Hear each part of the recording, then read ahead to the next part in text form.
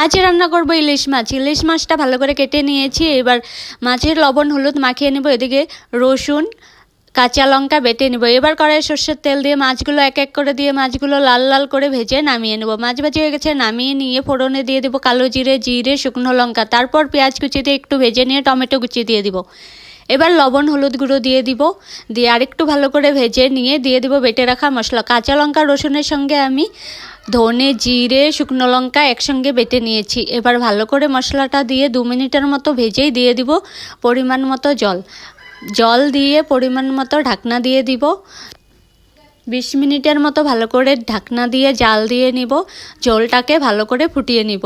এবার ঢাকনা তুলে দিয়ে দিব মাছগুলো, ভেজে রাখা মাছগুলো দিয়ে আরও 5-10 মিনিট জাল দিয়ে নামিয়ে ফেললেই কিন্তু হয়ে যাবে সুন্দর একটা ইলিশ মাছের খুব কম মশলা দিয়ে একটা ঝালের রেসিপি। এই রেসিপিটা কিন্তু খুবই টেস্টি হয় খেতে।